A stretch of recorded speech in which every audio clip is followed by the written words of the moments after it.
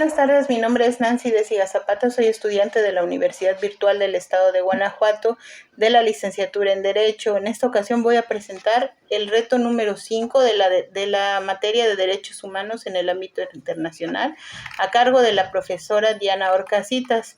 El reto se llama ¿Cuál es la responsabilidad del Estado mexicano? Mi matrícula de estudiante es la 21034211. Este reto consiste en responder dos casos y decidir, si el Estado tiene o no tiene responsabilidad.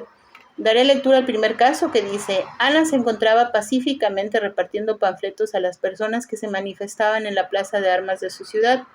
El contenido de los panfletos versaba sobre citas bíblicas.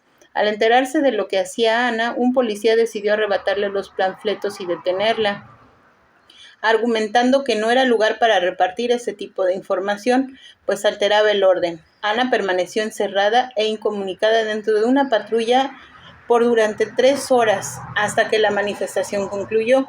Posteriormente, el policía la trasladó a Barandilla, donde recibió burlas y calificativos peyorativos por parte del personal de seguridad pública. Luego de un día detenida, la dejaron en libertad. Ana denunció los hechos ante la Fiscalía General del Estado, así como ante la Comisión Estatal de Derechos Humanos. Ambas instituciones omitieron el inicio de cualquier procedimiento, por lo cual Ana acudió a la Justicia Federal, donde resolvieron incompetencia para conocer del asunto. 2 años después, Ana presentó su caso ante la Corte Internacional de los Derechos Humanos. En esta ocasión yo considero que el Estado sí tiene responsabilidad, comenzando por el hecho de que a veces los policías no están bien capacitados y desconocen y pasan por alto muchos derechos humanos al momento de sus actuaciones. Podemos decir que en este caso en especial, los policías pasaron por alto una recomendación aprobada internacionalmente por la Asamblea General de las Naciones Unidas, la cual en su artículo 12 de la Declaración sobre la Protección de todas las personas contra desapariciones forzadas manifiesta lo siguiente: los estados velarán porque se establezca un control estricto que comprenda en particular una determinación precisa de las responsabilidades jerárquicas sobre los responsables de aprehensiones, arrestos, detenciones, prisiones preventivas, traslados y encarcelamientos, así como sobre los demás agentes del gobierno habilitados por la ley a recurrir y utilizar armas. Se violó también el artículo 10, donde dice: toda persona privada de la libertad deberá ser mantenida en lugares de detención oficialmente reconocidos y con arreglo a la legislación nacional, presentada sin demora ante una autoridad judicial. Luego de la aprehensión, Ana estuvo, como ya dije, 3 horas incomunicada en una patrulla antes de ponerla a disposición de un ministerio público. También en este caso se violentaron artículos del Pacto Internacional de Derechos Civiles y Políticos, como lo son el del artículo 9, que dice: todo individuo tiene derecho a la libertad y a la seguridad personal. Nadie podrá ser sometido a detención o prisión arbitrarias. Nadie podrá ser privado de su libertad salvo las causas fijadas por la ley y con arreglo al procedimiento establecido en esta. Bastaba con pedirle a Ana que se retirara de ese lugar, no había necesidad de que la incomunicaran, ni mucho menos que la detuvieran. En el artículo 10 también nos dice: toda persona privada de la libertad será tratada humanamente y con el respeto debido a la dignidad inherente al ser humano. ¿Esto qué quiere decir?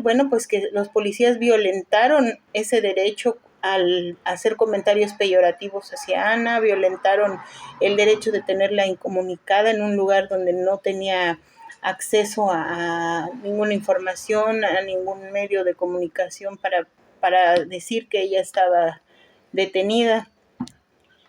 Y también, por el contrario, como vemos, sufrieron limitaciones en sus derechos a la libre expresión y manifestación, lo anterior con fundamento en el artículo 18 del pacto antes mencionado, que refiere: toda persona tiene derecho a la libertad de pensamiento, conciencia y de religión. Este derecho incluye la libertad de tener o adoptar la religión o las creencias de su elección, así como la libertad de manifestar su religión o sus creencias, individual o colectivamente, tanto en público como en privado, mediante el culto, la celebración de ritos, prácticas y la enseñanza. En ese mismo pacto se encuentra el artículo 19, que dicta: Toda persona tiene derecho a la libertad de expresión. Este derecho comprende la libertad de buscar, recibir y difundir informaciones e ideas de toda índole, sin consideración de fronteras, ya sea oralmente, por escrito o en forma impresa, artística o por cualquier otro procedimiento de su elección, como lo hacía Ana repartiendo volantes. Por lo tanto, repito que considero que el Estado es responsable, ya que al formar parte de la Asamblea General de las Naciones Unidas y habiendo suscrito los diversos tratados sobre derechos humanos, tiene conocimiento de que se pidió a los gobiernos que garantizara que las autoridades u organizaciones encargadas de hacer cumplir la ley y encargadas de la seguridad tuvieran responsabilidad jurídica por los excesos que cometieran, considerando que la retención ilegal afecta los valores más profundos de todo individuo, así como la primacía de derecho, de las libertades fundamentales y de los derechos humanos. En el caso número 2 nos dice: durante la pandemia por COVID, el gobernador de una entidad federativa publicó un decreto por medio del cual se declaraba obligatorio el confinamiento en el domicilio particular de los habitantes, en un horario de 18 horas a 21 horas. Asimismo, se preveía una multa de 1,500 pesos a quien infringiera esta disposición. De no contar con recursos para el pago de la multa, el decreto previo de 36 horas de arresto. Andrés, un hombre de 34 años de edad en situación de calle, caminaba por la avenida principal de la ciudad a las 20 horas cuando un militar lo vio.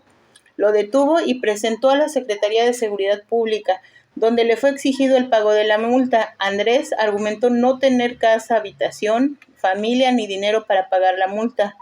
Como consecuencia, fue privado de la libertad durante 36 horas y boletinado, con una fotografía incluida que en redes sociales se exhibió como el primer detenido, un sinvergüenza capaz de negar a su familia con tal de no pagar la multa.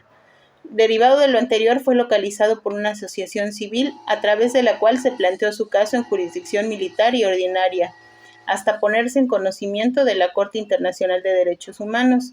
Aquí también considero que por supuesto que tiene responsabilidad el Estado mexicano, ya que si bien es cierto que incumplió con la norma del confinamiento, que en su momento fue obligatoria, delito por el cual, pese a su condición de indigencia, se le condenó a cumplir con un arresto.